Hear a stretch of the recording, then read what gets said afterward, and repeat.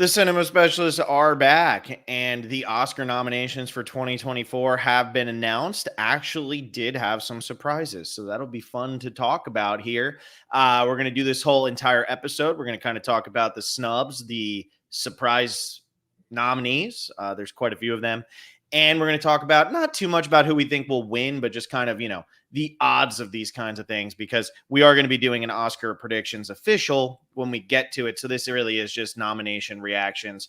Two of the biggest movies ever, what is it? The second or third highest grossing R-rated movie ever in Oppenheimer. And then Barbie, which broke the $1 billion mark, racked up a bunch of nominations. So I feel like this is something people are really excited about. Also, if you're thinking about becoming a patron, this is a great time to become it. And I'm going to preface with that because not only are we going to be doing the $5 Tuesdays, which for the month of February, we're going to be doing the 6 cents, When Harry Met Sally, The Living Daylights, which is the second Timothy Dalton. License to Kill, which is the second one. Yeah, and Dune, it's not the Living Daylights. I keep saying The Living Daylights. It's not. It's License to Kill. So we're doing License to Kill, and then we're going to be doing the last week. We're going to be doing Dune, the 1984 version, because it's the 40th anniversary of that movie, and also Dune Part 2 comes out the first week of March. But on top of all of that, for our $10 patrons, John and I are going to be doing Best Picture breakdowns. So each of the 10 Best Picture nominees are going to get their own dedicated episode on the Patreon, where John and I are going to talk about them, talk about the other Oscars they were nominated for. Some instances, there were 12 other Oscars, Oppenheimer. In other instances, nobody in the movie was good except for the picture, which I guess was Past Lives. We'll talk about that in a little bit here, but we're going to be talking about all 10 of the movies.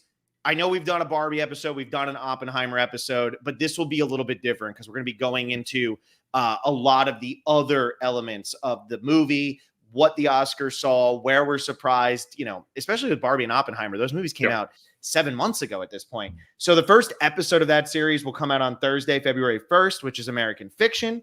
And our last episode of that series will be March 4th, which will be Zone of Interest. So we're going to be putting out 2 a week starting February 1st. Last one will be March 4th. So if you're interested in becoming a $10 patron, if you're a $5 patron now, you're interested in becoming a $10 patron, February 1st, become a $10 patron so you can hear us do our Best Picture breakdowns. If after that, you're not sold on our $10 content, because for the movie stuff, it goes away, drop back down to $5. But I just wanted to let everybody know that we were going to be doing that.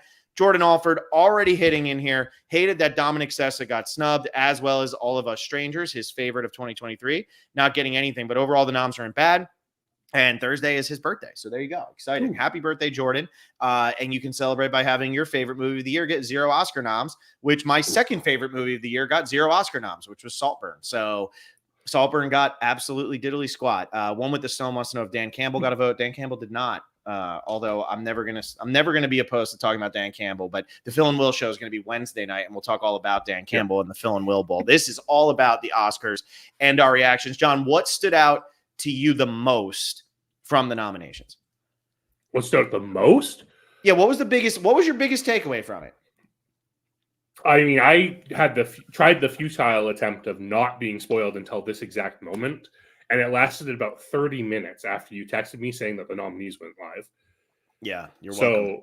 So, yeah, I had that time to process.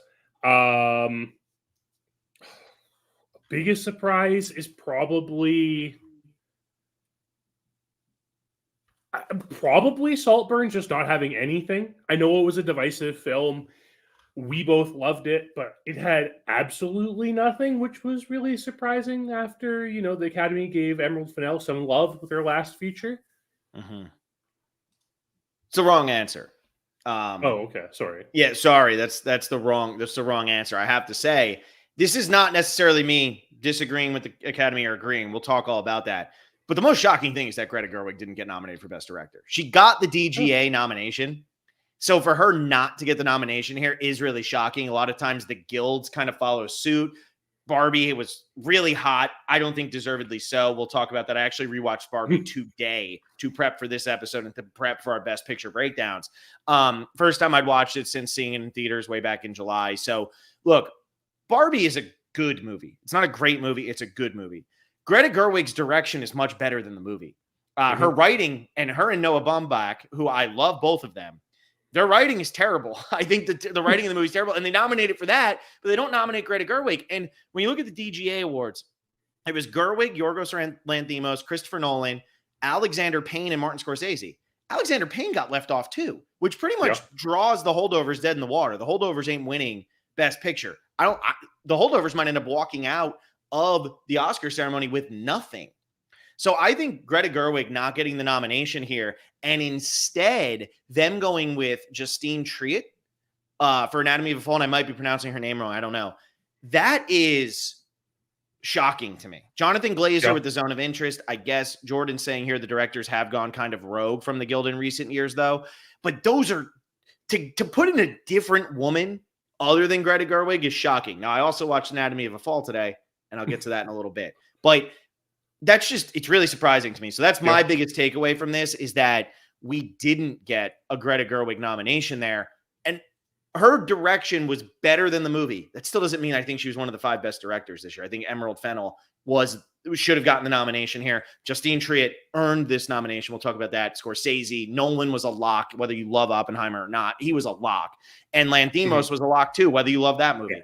So it was kind of who were going to get those last 2 spots.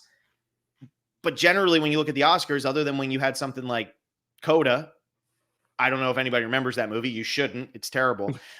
Normally, if you don't get a Best Director nomination, you're drawing dead for picture, which pretty much knocks out Barbie, Holdovers, American Fiction, Past Lives, and Maestro. So we'll see how that goes. But anyway, continue. I guess we're just talking director now, right? We've started with it, so let's keep talking about it. I think Best Director was a really tough category this year to narrow down to 5 people. I'm kind of disappointed in what it ended up being, because it feels like an old boys club. I don't know about that, because Glazer and Triet are not. I mean, those are for sure. For sure. But you saw a movie was made by Scorsese, Lanthimos, and Nolan this year. And you kind of just assume they're all going to get this dom for Best Director, which is unfortunate, because now I haven't seen Anatomy of a Fall or The Zone of Interest yet. They've been very hard to find so far. But even if we're looking at, like you said, Emerald Fennell, Celine Song, who kills it with Past Lives, and like no mention here whatsoever. But don't worry, I'll talk all about Past Lives as we go on this podcast, because there are a lot of stumps for Past Lives, in my opinion. Cord Jefferson would have been another option. I'm going to see American Fiction this weekend, but Cord Jefferson felt like kind of a darling here. First feature film, you know, a really, really biting satire of American culture.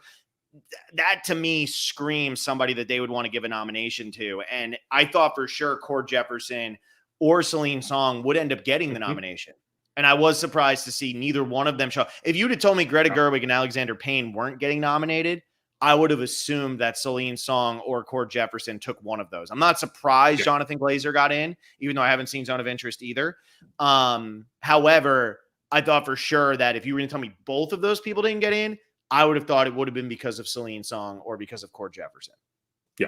Yeah. So I think director was just really competitive this year. They have to narrow it down to 5. At least there is some, diversity here. It's nice seeing 2 international directors being nominated for Best Director. It's nice seeing 2 international movies being nominated for Best Picture. If only France had submitted Anatomy of a Fall as their submission for international feature this year. Yeah, they didn't do it. I know. And Past Lives wasn't submitted for Korea, right? Past Lives is an American movie. Oh, see, I didn't realize that. Yeah. So it wasn't even like eligible for it. Gotcha. Yeah, and I'm just looking at what Jordan's posted in here. He said American Fiction is great, but the script and acting are the reasons why. We'll talk about that in a second. He also said Divine Joy Randolph is 100% winning. She's an even bigger lock than Downey. So yeah, I think Divine Joy. I mean, we'll talk about supporting actress. That's the worst category by far out of the major categories, and I think it's just because they nominated the wrong people. There's a lot of great performances, but they nominated the wrong people. In terms of the directing, and again, I don't want to get too much into what John and I are going to be doing like a week before the Oscars, but when I saw this come out, I said, okay, It's going to be Nolan. Nolan's going to wipe the floor here. In my opinion, Scorsese was the best this year. But again, I've always said I can't complain about Nolan winning because Nolan is due. And he's made enough good movies that got, like The Dark Knight not being nominated in a really bad year for film is criminal. And by a bad year for film, I mean Oscar year. Like when you look at the 5 movies nominated for Best Picture in 2008, they're it's a bad bunch. Even if some of those movies are good, it's a weak bunch. I was like, okay, so Jonathan Glazer and Justine Triet, congratulations, you got the nomination. That's your win. Watched Anatomy of a Fall today. Justine Triet could win. She could win. And the way Jonathan Glazer with The Zone of Interest has built up a lot of hype despite it being a difficult movie to find, Christopher Nolan's going to win. But this is a really, really, really strong category this year. Insanely strong. Yeah. So Greta Gerwig not getting in is a little shocking just because of all the hype around Barbie. There really wasn't enough room for her. And I think the more of the frustrations from other people is for the nominations Barbie got, it didn't get the nominations it probably deserved. I'm Just Ken. What Was I Made For? Ryan Gosling. Those all made sense. But to leave out Margot Robbie and nominate America Ferrera, to nominate this for script but not director, that's just like, what do you guys even know what you're doing? But we'll talk about that. I mean, I guess while we're on the topic of Barbie, just looking at Best Picture noms here, because we have the full 10 list now, Barbie kind of stands out as the very different film from that group of 10. It is. And I will say, we talk about this a lot. Out of the Best Picture nominees, Barbie is probably the best popular film to just get a nomination for the sake of a nomination, right? Because Everything Everywhere All at Once was a very popular film, but that also was that wasn't just being nominated because it was a popular film. That was a really incredibly well made. I'm not saying Barbie's not well made. I'm just saying Barbie is your summer blockbuster. It's like Inception, right? It got that nomination and you're like, wow, that was a fun movie. Remember that? Generally, those have been going to weaker and weaker movies every year. We saw Bohemian Rhapsody and Black Panther in the same year. I mean, that's just poor. So Barbie in this situation, that's my least favorite. I've seen 7 of the Best Picture nominees. That's my least favorite. However, I'm not mad about it. And Jordan Alford just said it's Top Gun for women. Honestly, that's a pretty good comparison. I can't really argue that one. So I guess Top Gun got nominated last year. That was the equivalent last year, right? Yeah, Top Gun Maverick was the equivalent last year. Yeah. And I know that some of you who were listening to the Phil and Will show when we talked about the Golden Globes, if you haven't listened to that, go listen to that. It's actually a pretty fun episode. But Will makes the argument that Top Gun Maverick should have won Best Picture because it's popular. And having conversations with Will sometimes just makes you want to hit your head into the wall as hard as you possibly can.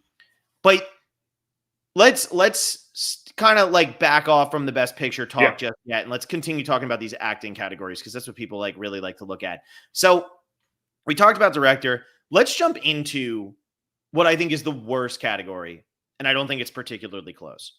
Okay. Now I haven't seen Nyad, so Jodie Foster and getting the nomination here, and Annette Bening getting the actress in a leading role. Congratulations! I love Annette Bening. She's been robbed so many times; it's crazy. Should have won for American Beauty. Should have won for 20th Century Women. Could have won for The Kids Are All Right, although Natalie Portman was amazing in Black Swan. But Annette Bening, I love that. But this supporting actress category, Emily Blunt in Oppenheimer, Danielle Brooks in The Color Purple. I have not seen The Color Purple yet. So I'm over here saying this is a bad category. I think I'm more saying that it's disappointing to me who is nominated. America Ferrera Barbie, Jodie Foster Nyad, and Divine Joy Randolph The Holdovers. I understand that people kind of pushed back against Saltburn. We did an entire podcast. If you haven't listened to our Saltburn podcast, go listen to that because I talk all about why I think people pushed back and how if instead of Barry Keoghan, it was a female in that same role, I think that movie would be garnering a lot of critical acclaim and would be nominated for a lot of stuff. I think people kind of missed the point of what Emerald Fennell was saying by making that a male character in the leading role.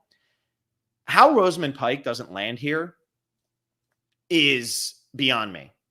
And America Ferrera getting nominated is such a sham, dude. It's so bad. And to nominate America Ferrera and not nominate Margot Robbie in the leading role. This is one of those, I could forgive America Ferrera here if they were just going down the line being Barbie's get nominated for everything it's available for. We've seen that before. We saw it with Silver Linings Playbook, American Hustle. We see it with these movies where there's a lot of, men and women that you could nominate down the line. But that wasn't the case. And I understand that America Ferrera gave the speech heard around the world this year. It's overrated. And America Ferrera barely even performs while giving that speech. And I rewatched the movie today to be like, before I go and talk shit about America Ferrera on this podcast, I need to rewatch the movie because maybe I missed something the first time I watched it. She doesn't do anything. She doesn't do it. She is a background side character the entire movie. And she doesn't do anything. She has that one speech. That's it. That's it. I don't know how she slipped in here. I know that at the SAG Awards, Penelope Cruz got nominated for Ferrari. I'm not even mad about that. Rosamund Pike should be in here. Rosamund Pike is fantastic in that movie. And I'm sure that there's other people, John, that you're about to start bringing up that I don't even know about. I mean, what about May, December? Was there nothing I that was could have just been going done to by say, Julianne Moore, Natalie Portman? I was just going to say, the fact that May December didn't get any acting noms feels really weird. Like, I don't know if Julianne Moore and Natalie Portman were both given like head billing for the movie or something that made it so that one of them couldn't be supporting. For me, Julianne Moore should be in this Best Supporting Actress category. She gives a great performance. I'm just kind of baffled that nothing happens there. I know everyone was kind of pulling for Charles Melton in Best Supporting Actor, and that was a long shot anyways. But to not see Natalie Portman nor Julianne Moore in any of these categories is just baffling to me. What was that released on? What was Netflix, I believe. Was it Netflix? Yeah. Was it really? Let me see. I don't believe you. I'm like 99% sure. No, you're right. You're right. Yeah, it's crazy because like it does feel like when it comes to this stuff, if you can't see it in the theater and you can't see it on Netflix, the Oscars people really don't watch it. I guess so. If it ends up on a smaller streaming service, like it just doesn't get seen. Yeah, that's true. But this was on Netflix. And yeah, that's crazy. It didn't do it. Like the movie didn't do it for me the way like some other people have been raving about the movie. It was fine. Like it was good. There were good performances, but it didn't like blow my socks off or anything. But it seems weird to not have these established actors, especially when we deal with the Oscars a lot of times, having a name matters to get yourself nominated. And to see two Academy Award winners in this film not get nominated feels weird. Yeah. Yeah. I just think like this has been a weak category, and like even Danielle Brooks with The Color Purple, it's like I haven't seen that movie. She was probably one of the highlights of that movie, in my opinion. Yeah. Yeah, it's just it doesn't feel exciting. This category just isn't exciting. I feel like Divine Joy Randolph is absolutely going to win. Emily Blunt was barely in Oppenheimer. I know I talked about that on our Oppenheimer podcast, how I actually kind of like that, how they put her as a really, really background character for everything that was going on. She didn't do anything all that special. For this to be her first Oscar nomination seems a little crazy. It is, right? Yeah, I think so, because I can't think of any other role she would have been nominated for, but it seems weird. Jordan's going to correct this if I don't hurry up. No, this was her first one. No. This was her first one. And it's like, for this to be her first one, just seems kind of crazy. She's had a lot of good performances in her career. Yeah. Oppenheimer didn't really stand out, but that just speaks to, I mean, the fact that Nyad with Jodie Foster, which barely anybody even saw, gets the nomination here is pretty surprising. But I'll just harp on it again. Like, the America Ferrera nomination here, in my opinion, is the worst nomination of the Oscars in 2024, which I actually think is a good thing. Probably. There's a lot of, normally we're talking about what Best Picture nominee got in that didn't deserve it, what director got snubbed that absolutely did deserve it. You know, we're talking about those kind of things. I think Saltburn should have been up for a lot more stuff. Anything, really. Anything? However, like, I am pretty okay with what I saw from the Oscars this year. But America Ferrera getting nominated for Barbie is just bad. And look, go and sit here and be like, well, it's the patriarchy. You don't get it. Like, whatever. I don't really care. Like, America Ferrera is not good in the movie. That is the only reason why she doesn't deserve to be nominated for this. I thought the speech was stupid, but at the same time, like, if she performs the speech well, we always talk about actors doing great things with weak material. America Ferrera didn't do anything. How is she nominated for this movie? And like Margot Robbie's physical acting in that movie is perfection. So if you're going to do this, you got to go all in and you just got to nominate Margot Robbie. The 5 women they nominated instead, being that I haven't seen Nyad, but I love Annette Bening, probably deserve it more than Margot Robbie. The other 4 definitely do, in my opinion. But it's just like America Ferrera does not belong on this list. Rosamund Pike was snubbed. Rosamund Pike is the biggest snub of the Oscars, in my opinion. Now, I haven't seen Past Lives. I know John's going to like argue all of those, but I do. Rosamund Pike should have been in there.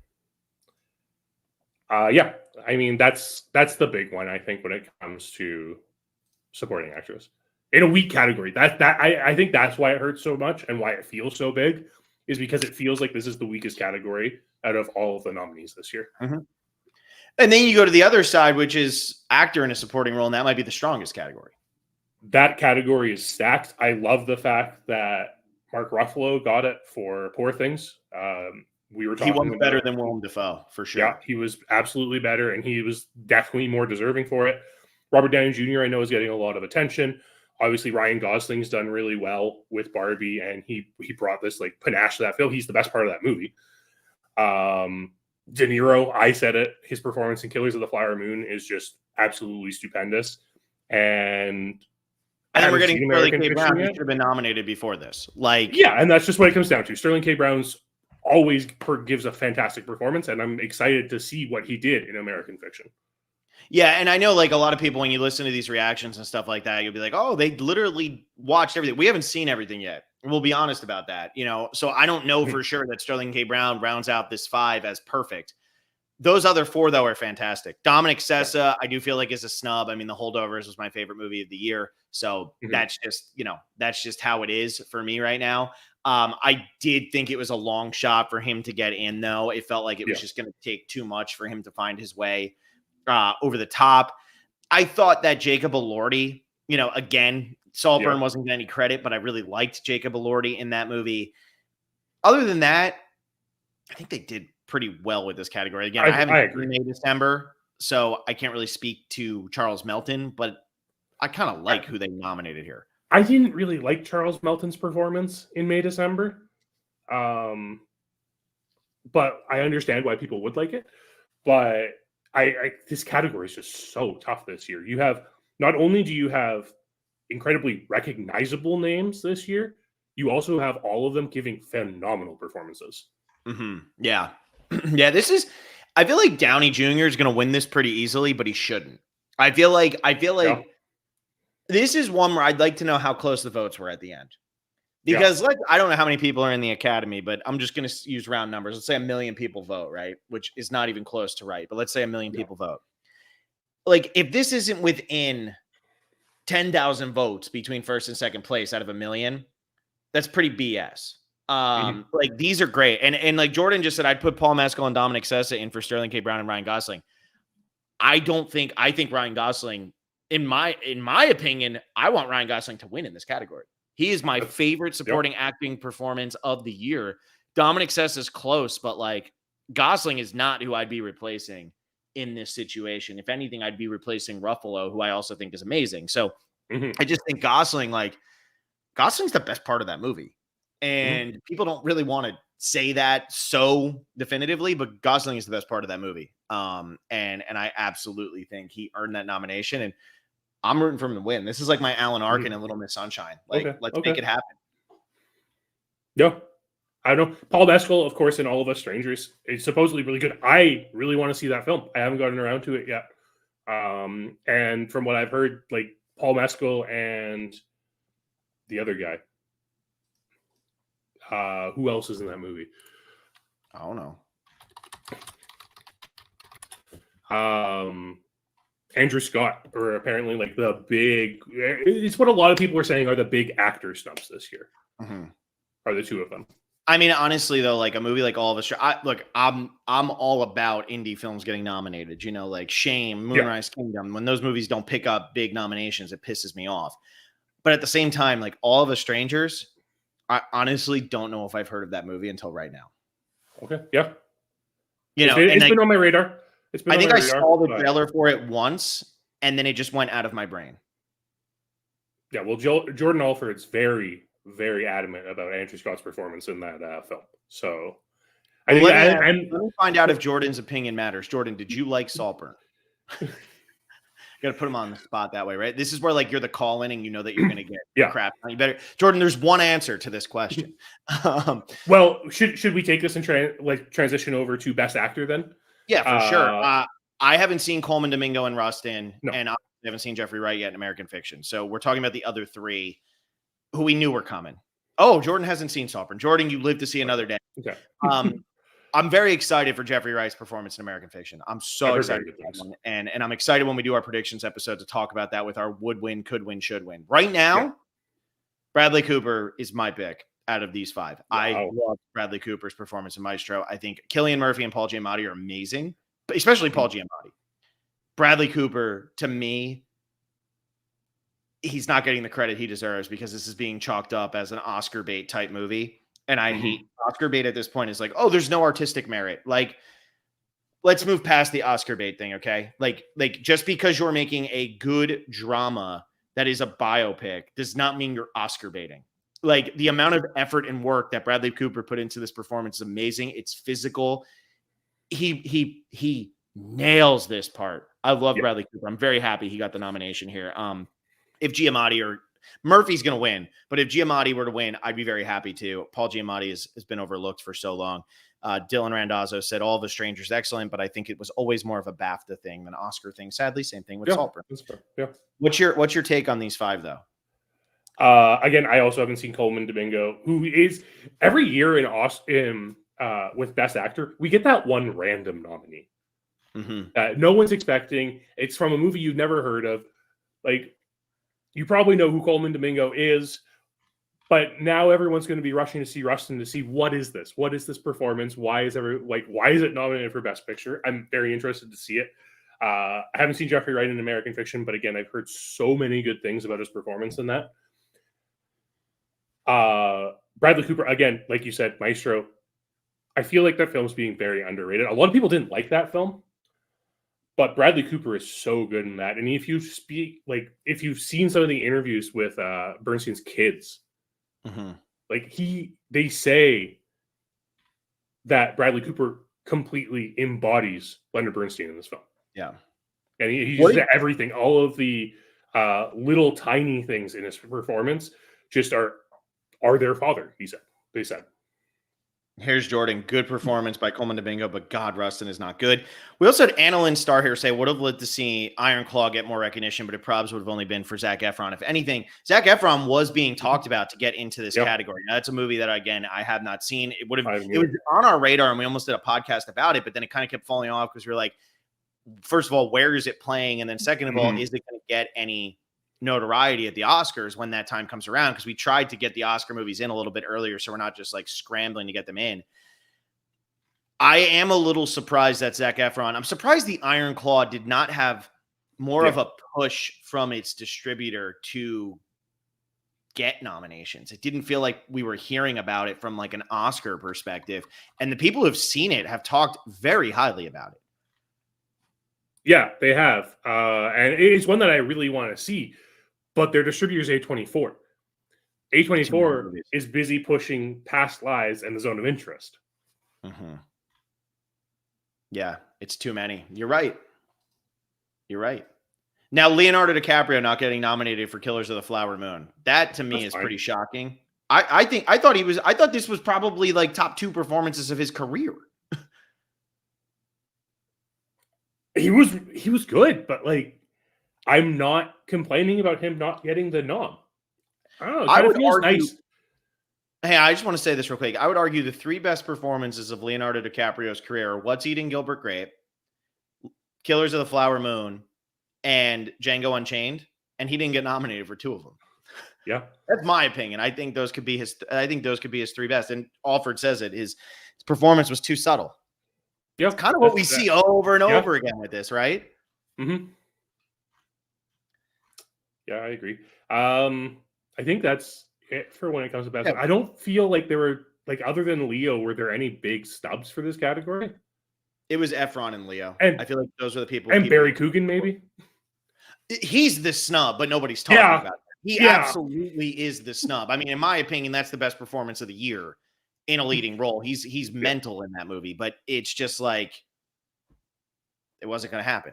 It wasn't going to happen. Academy doesn't like that movie. That's what it came down to. Yeah. All right, let's round out like kind of these top 5 categories and then move on.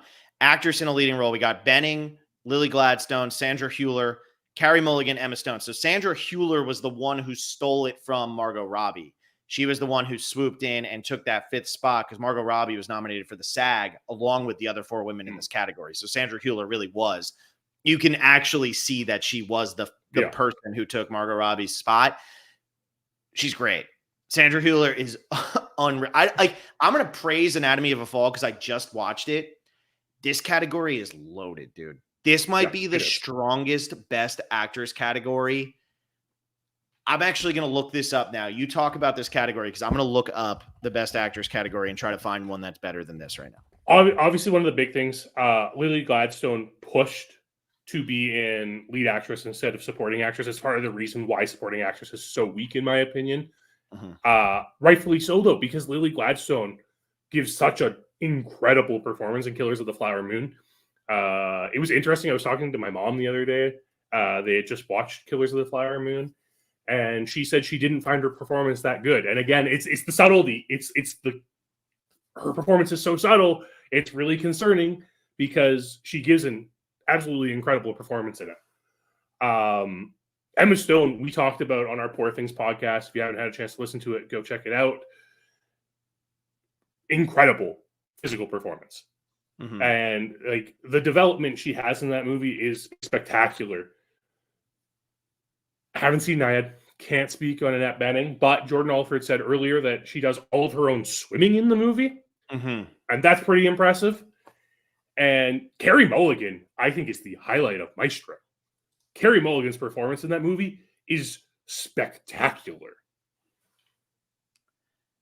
Yeah, I mean, Mulligan's incredible. I feel like I'm in the minority who think Cooper was better, but honestly, this could be like an as good as it gets situation where they both just win, and I wouldn't be mad about it.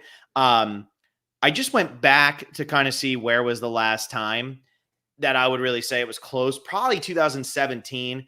We had the weak performance from Meryl Streep for The Post that year, but the other 4 nominees were Frances McDormand in 3 Billboards, Sally Hawkins in The Shape of Water, Margot Robbie in I, Tonya, and Saoirse Ronan in Lady Bird. I mean, those 4 performances are incredible.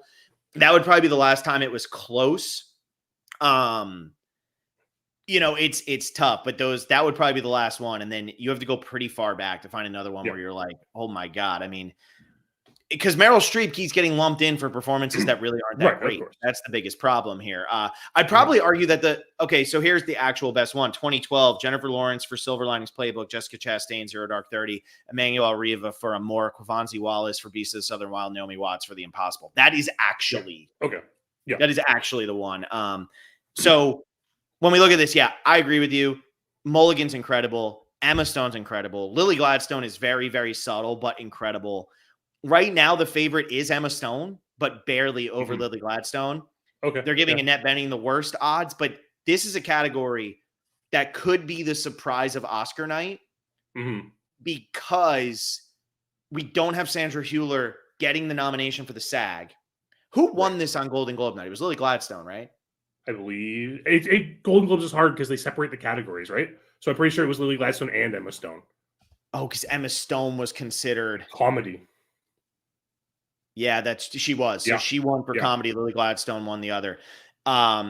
This is a tough category, man. And I know you want to talk about Greta Lee. Of course I want to talk about Greta Lee. There's no way I'm talking about the biggest Greta snub of the Oscars. It's Greta Lee. Her performance in Past Lives is absolutely spectacular. And again, it is a subtle performance. It's not as physical. It's not as out there as these other performances of these nominees. and I'm still not terribly upset about this category of nominees, but Greta Lee deserved this nomination, and it's really unfortunate not to see her get it. If you were to pick from the 4 that you've only seen 3. I have only seen 3. This is hard for me because I was going to ask you, but you've only seen 3. From the 4 women that I've seen, and I'm going to watch Naiad because I do love Annette Bening. From the 4 that I've seen, I honestly don't know how I would rank them. And that's kind of where I'm at too, is the thing. I'm talking my number 4 could be my number 1, and my number 1 could be my number 4. I have no idea who I actually think should win this category. And that's why the actual odds on this, you're talking Emma Stone 11-2, which is essentially 5.5 to 1. Lily Gladstone is 6 to 1. Sandra Hüller is 7 to 1. Carey Mulligan is 7 to 1. Annette Bening is 7.5 to 1. What? There's no favorite. Wow. There's no favorite. That is. I'm getting all this from Gold Derby, by the way, for anybody who wants to know. So I know that this stuff will change now that the Oscar nominations came out. Jordan Alford said Emma Stone already has one too, and sometimes that hurts you. Remember Camp Blanchett last year. I think Lily Gladstone will ultimately kind of get that Michelle Yeoh situation of like, we like Lily Gladstone, we like what she did here. Lily Gladstone might have shot herself in the foot, though, by going into Best Actress instead of doing Supporting Actress. Because if she was Supporting Actress, I love Divine Joy Randolph. I think she was phenomenal. I think Lily Gladstone probably beats Divine Joy Randolph, even though Divine Joy Randolph is better in her role than Lily Gladstone is in hers, in my opinion. I think that Lily Gladstone would have gotten the hype, and it would have been, okay, Killers of the Flower Moon, this is your win. Yeah.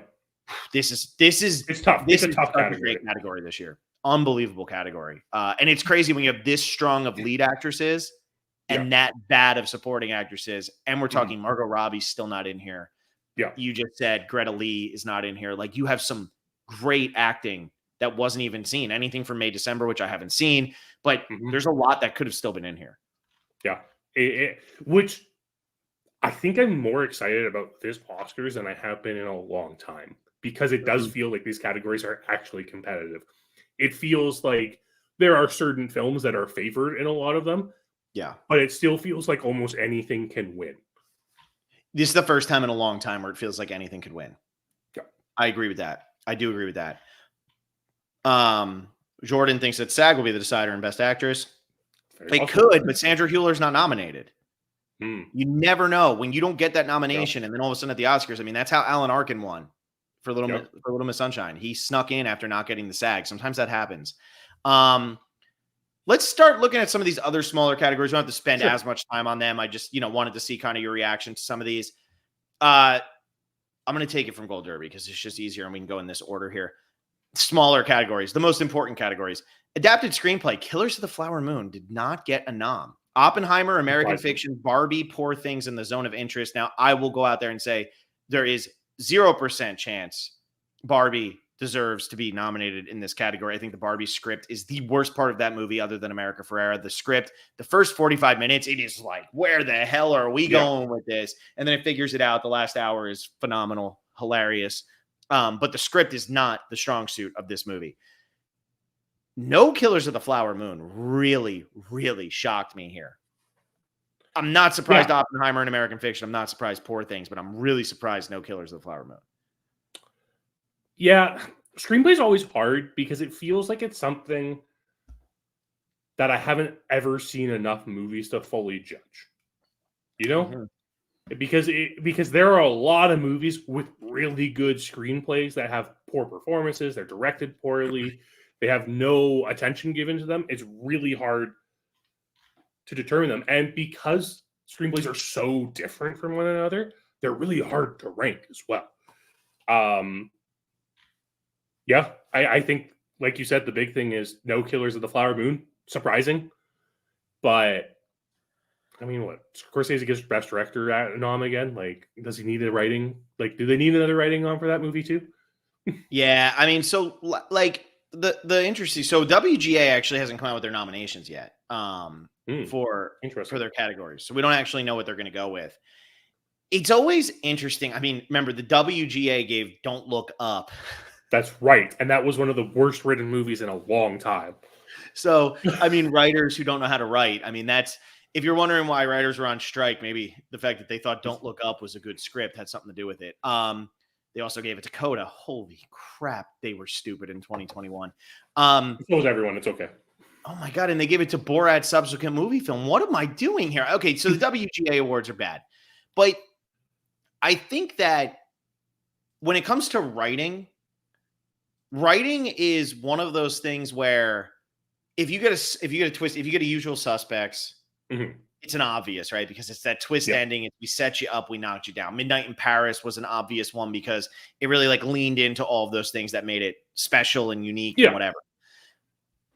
The hard part with these categories a lot of the time is like you don't notice some of the great writing in these movies as it's happening. And I'm interested to see American Fiction in the Zone of Interest because between Oppenheimer, Barbie, and Poor Things, I'm not overly impressed. I like all of those movies. I gave 3.5 to Oppenheimer, 3.5 to Poor Things, and 3 to Barbie out of 4 for anybody who's new. But I'm excited to see American Fiction in the Zone of Interest because I would like to see a surprise here if I end up enjoying one of those movies. And based on the trailer for American Fiction, I'd be very shocked if I don't enjoy that movie. Yeah. And that's where I guess my shock with what do you call it? Killers of the Flower Moon is, because Killers of the Flower Moon not getting a nomination to me is the winner out of the 3 that I've seen that are nominated right here. So Dylan says, I take WGA with a grain of salt. Silver films are ineligible because their writers aren't guild members. Anatomy, Poor Things, Zone of Interest, etc. And that's a great point. Yeah, that is a phenomenal point there from Dylan. Best original screenplay: Anatomy of a Fall, The Holdovers, Past Lives, Maestro, May, December. I feel like this is like The Holdovers. Divine Joy Randolph will win. I also feel like that The Holdovers really, really got a good shot here. I think so. Anatomy of a Fall, I don't really know how they kept tension in that movie the whole time and keep you second guessing the whole time. This is a good category. This is a good category. May December feels like the odd one out here. I still don't understand how movies based on real life people can be original screenplays. I don't quite understand how Barbie, which is based on a doll, is adapted, but May December, which is based on real people. No, Maestro, which is based on Maestro. I'm sorry, Maestro, which is based on a real person, is original. Yeah, it baffles me. I still don't quite understand the distinction. That's fine. I'm okay with that. I love the script for Holdovers. Still haven't seen Anatomy of a Fall.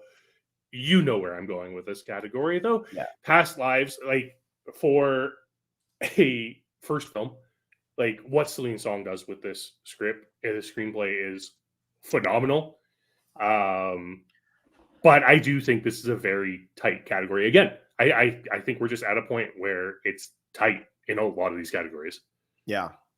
Annalyn Starr brings up a good point about the first one. She said the screenplay for Oppenheimer was written in the first person, I think. So that different creative direction may help. That's pretty interesting. Yeah. Unfortunately, those are the things you don't actually see on screen, right? Yeah. And Jordan Alford, this is 1000% agreed. I need Anatomy of a Fall to win just so the orchestra plays PIMP. There we go. Yeah. Jordan, the way that PIMP is actually played into the movie, not just the song, but like how it actually impacts the story. Just unbelievable. That movie's so good. All right, let's jump into cinematography. This is where we have the shock of all shocks. What the hell is El Conde? Somebody tell me what El Conde is. It's like last year where that one Inarritu film was nominated for best cinematography that no one had heard of, right? The Bardo or whatever it was. Is on Netflix. Yeah. I guess Netflix is just like, hey, have you checked out our cinematography? It's all we're pushing anymore. That's crazy to me. Like Oppenheimer, Killers of the Flower Moon, Poor Things, Maestro. Not shocked by any of those. I would think that The Holdovers, where the entire movie was made to look like it was in the 70s and it does a very good job, would get the other nomination here. Yeah. It's weird. Yeah. Dylan Randazzo says beautiful black and white cinematography. He's heard it's a Pablo Larraín film about a vampire. Okay. Cool. Sounds interesting. I'm excited to watch it. This was the shock to me, was that. And then, like I said, Oppenheimer, Killers of the Flower Moon, Poor Things, Maestro. Yeah, that's a tough one. Poor Things is a beautiful looking movie. It is. It really is. I will say, I'm going to say it again. Past Lives, I think, is a snub in this category. I think I'm higher on the cinematography in that movie than a lot of people are. But I think the subtlety in the cinematography is so gorgeous in that film. And I mean, I'll when we get to the past lives preview, I will talk in abundance about it. Yeah, I'm not going to come in that day. Yeah, okay. What do we have that one scheduled for? I actually scheduled them all out today so I can tell everybody. So you're going to want to get your Patreon for February 1st, and then you're going to want to cancel it for February 26th when John goes on a 7-hour conversation with himself about past lives, and then come back in for March 1 when we do Poor Things. No, I mean, I'm excited to watch that. I just ordered it on Amazon today. I just bought it, DVD getting sent to my house because I love physical media. So I am excited to watch that. But best costume design, Barbie, Poor Things, Killers of the Flower Moon, Oppenheimer, Napoleon. Any way Barbie doesn't win that? I actually think this is another really strong category. I think it's kind of the gimme category for Barbie, though. Do you think that there's a bad category at this Oscars? Is this the best Oscars since like 2010? Maybe. Like, did they actually do a great job? It's quite possible. It feels like it, right? It feels like it. It feels like they did a great job. Maybe, I don't know, best original song, because that category is a joke anyways. I mean, Diane Warren, she's bad. Yeah, obviously. I looked at the nominees for best original song. I'm like, where's my Diane Warren song? It has to be hot, here, baby. The Fire Inside. This is a really good category, and oh man, like, I don't know. I would be fine if any of them won, and like, even if Napoleon won, I wouldn't be mad because like Napoleon was really good. Like it's just the best not that part good. of that movie. Yeah. No, these are strong categories, and we talk a lot when we do our predictions episodes. There's always like, this one can't win. I remember when it was like, if Coda wins Best Picture, this Oscars was a waste of my time. And what happens? Coda wins Best Picture. I don't feel like that with anything right now. Even if Barbie won Best Picture, it'd be the biggest eye roll of all time, right? I would just be like, oh my God. But at the same time, if Barbie won Best Picture, I can't sit here and be like, that was a bad movie. If Barbie wins Best Picture, this is what's funny about that, right? As much as I'll sit here and say, oh, it is what it is. I don't know, how much I need to see that movie. If Barbie were to win Best Picture, it would probably end up in like my top 70 Best Picture winners. And I've seen all 96, including whatever. I mean, like, that's like nothing to sneeze at because I actually like Best Picture winners. So I don't know. It's crazy. Like, and that's the bad one. And I know you're actually going to see American Fiction tonight. So we'll kind of roll through these a little bit here. Best film editing. This is always the one that's actually like the biggest tell of what's going to win Best Picture. Oppenheimer. No duh. Yeah, probably. I mean, Oppenheimer was a no duh that it was going to get in here. Anatomy of a Fall, Killers of the Flower Moon, Poor Things, The Holdovers. It's just like Oppenheimer. When you get a Nolan movie that's editing with his scores, it's like, yeah, okay, no shit. Yeah. Cool. Got it. Exactly. And I can't sit here and pretend to know what got snubbed for film editing. So I'm not going to. No, neither can I. Makeup and hairstyling. Maestro, Poor Things, Oppenheimer, Society of the Snow, and Golda. So Society of the Snow and Golda both got more Oscar nominations than Saltburn. Yes. Well, Society of the Snow got 2, but that's fine. That was international, right? Yeah. Okay. Yeah, it's the Spain film this year. Gotcha. Golda, surprising. That one shocked me. I thought that film was just going to disappear into obscurity and we weren't going to have to worry about it, but apparently here it is. I thought they would for sure just put Barbie in here because... Yeah. Why not? Did I just totally freeze? You're not moving, but I can hear you. You're logged in, right? Yes. I'm going to leave and come back. Give me a sec. Okay. Yeah, I mean, makeup and hairstyling, usually we have these period pieces, so it's a little different this time when we don't have a period piece in this category, and instead we have... Go ahead, keep talking. Go ahead. We just have all of these different... Makeup and hairstyling is so interesting because I feel like it's so different in each and every one of these films. Yeah. Oh man. Society of the Snow is a J.A. Bayona film. This is what I think about Netflix movies. It comes out on Netflix and it comes in and it goes away so fast. And like, I love J.A. Bayona. J.A. Bayona is like an all-time great in my opinion. Mm-hmm. Oh my God. I got to watch that. I didn't know that was even a movie because when things go out on Netflix, if they don't think it's going to make them a bunch of money and they're not going to get subscriptions because of it, they don't talk about it. Yeah. This is a close category, though. I mean, we've said that pretty much about all of them. Personally, makeup and hairstyle, Maestro should win.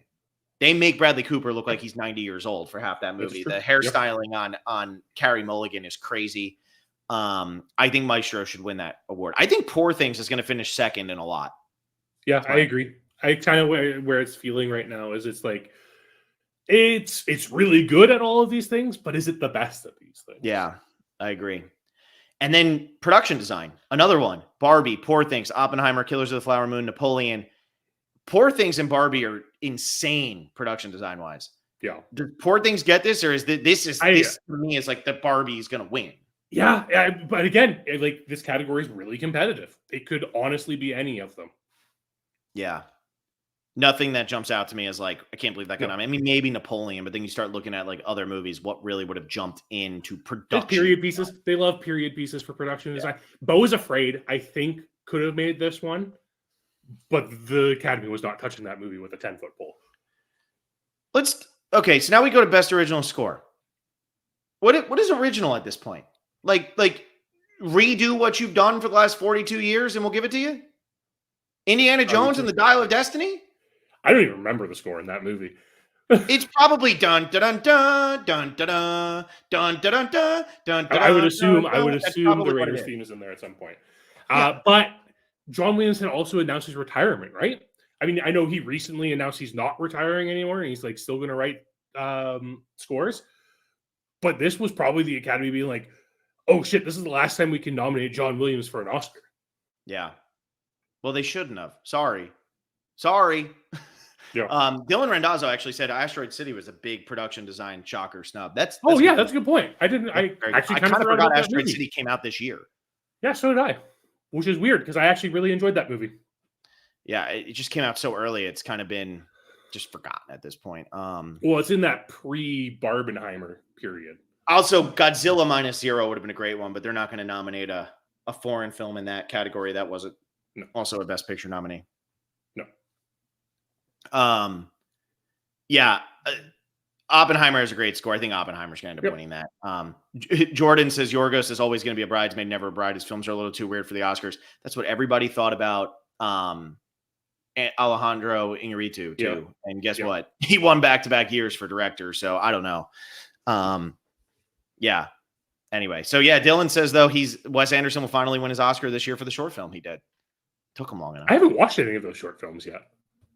You're about to. You're going to get there. Best song. Is it going to be What Was I Made For or I'm Just Ken? And I'm not. Hey, look, if you want to go listen to I'm Just Ken. I don't know, man. What Was I Made For is the one that's been winning all this stuff. I'm Just Ken won the Critics' Choice Award, right? Yeah, but Critics' Choice Award is like not a good precursor to these things. I know it's not, but I'm Just Ken is the song that gets stuck in your head after you see that movie. Yeah, you'd hope that that's where people go. That's what you'd hope. Who knows?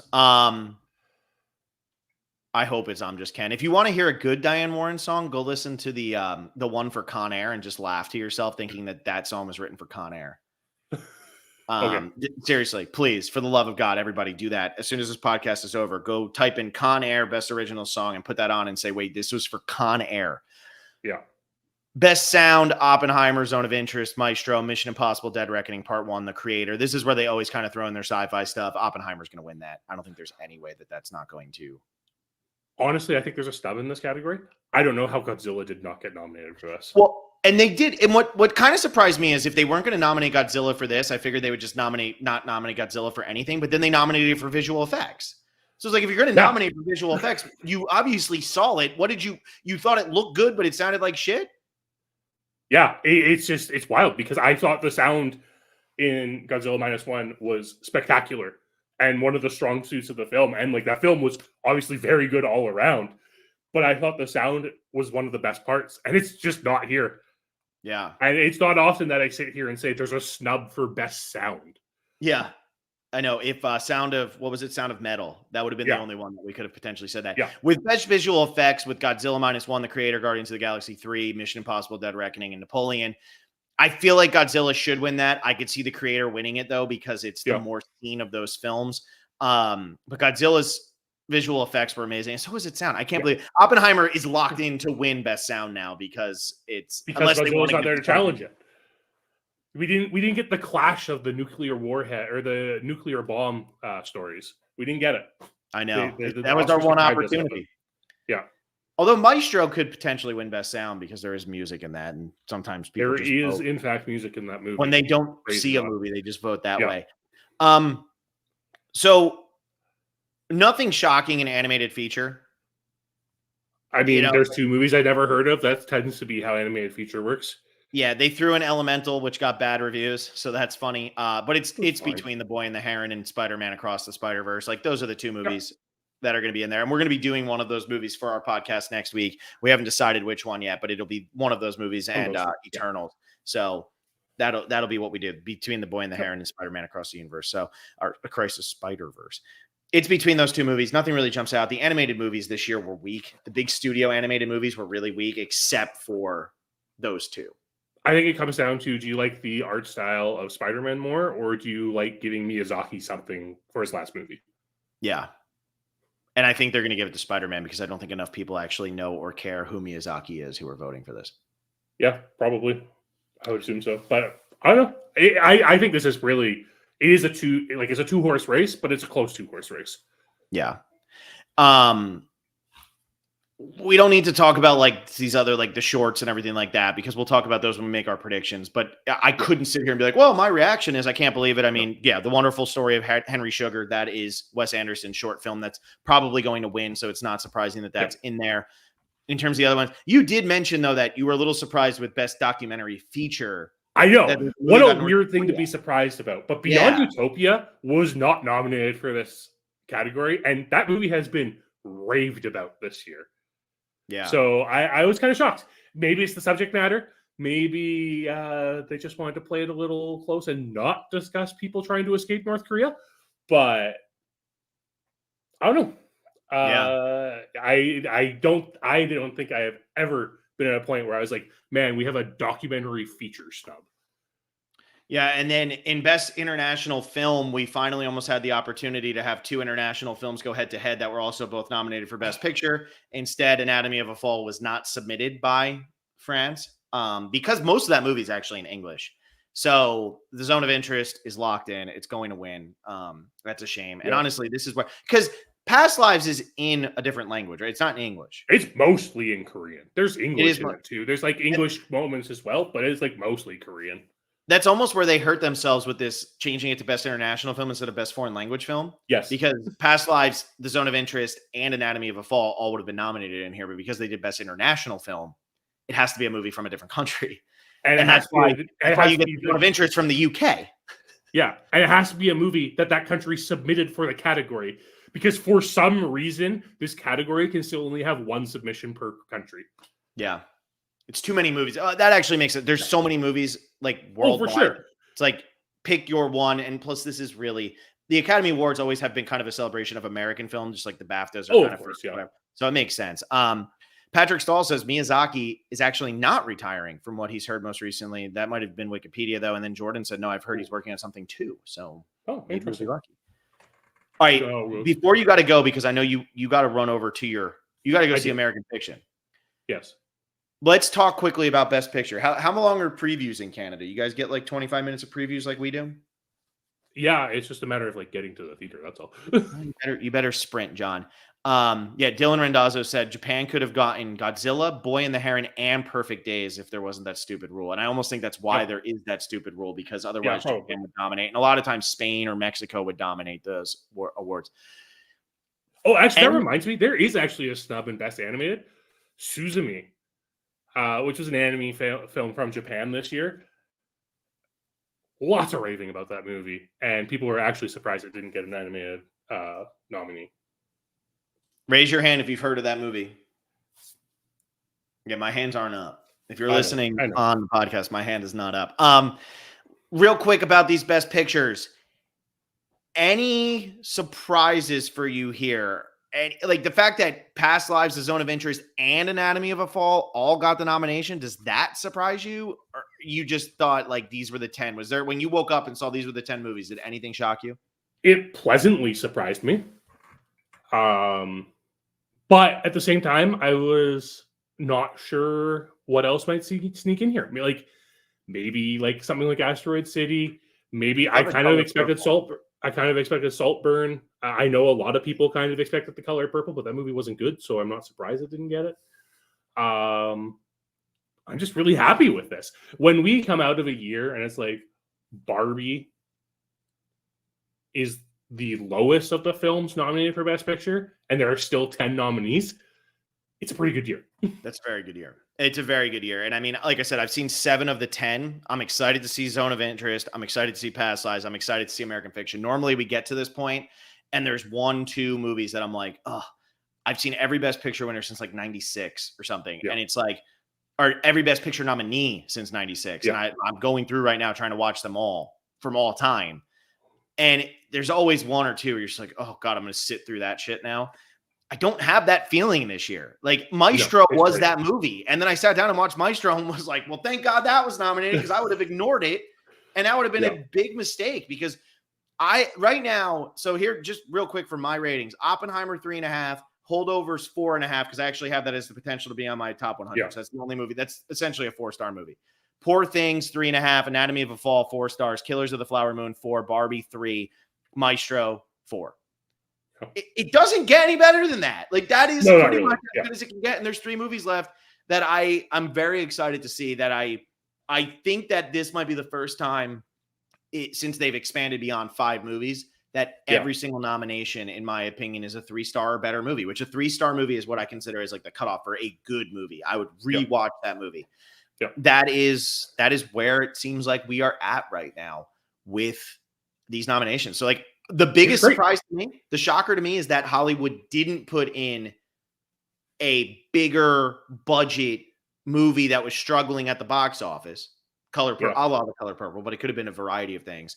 And actually went with these smaller movies across the board. I was floored when they did Anatomy of a Fall, The Zone of Interest, and Past Lives. But that's great. And I think people are going to watch Anatomy of a Fall if they can get over, as Bong Joon-ho calls it, the 2-inch barrier. Or no, that was Guillermo del Toro who said that, the 2-inch barrier. That was him when he won for Shape of Water. But if they can get over that, they're going to watch Anatomy of a Fall and be like, this is a phenomenal movie. Like, this is not a boring international, oh, look, it's artsy fartsy. No. That is a great thriller, man. Like, I love Anatomy of a Fall. And I think The Zone of Interest is probably that artsy fartsy movie. But at the same time, like, it's... Oh, no, that movie sounds pretty depressing. Yeah, sure sounds compelling. I mean, for anybody who is learning about The Zone of Interest for the first time, and then we will wrap this up. The tagline for that movie is: a Nazi commandant tries to build a dream life for his family near the Auschwitz concentration camp. Yeah, fun. Sounds like a very fun movie. But I'm hooked because I want to know how the hell they made that movie and made characters sympathetic to the point where this can be considered great. So I'm excited to see it, and a good year. I will say my biggest takeaway as we wrap this up is I'm not mad about anything. No. And that's awesome. That's awesome. I love it. I love it. Except for it makes it, yes. But it makes me really excited just to like talk through all 10 of these Best Picture nominees over the next month. Yeah. So again, we will be going through and we'll be doing our 10 Best Picture nominees starting on, I had the date. It was February 1st. February 1st. Doing American Fiction. This is for $10 patrons. So if you want to become a patron, patreon.com/thespecialist. February 1 is the time if you're a movie fan and not really so much a Survivor fan. You don't really need the extra Survivor content, but you want the extra movie content. February 1st, the best time. Do it for a month. You'll get us doing more in-depth about all 10 of these Best Picture nominees. And yeah, if you're not a patron yet, patreon.com/thespecialist.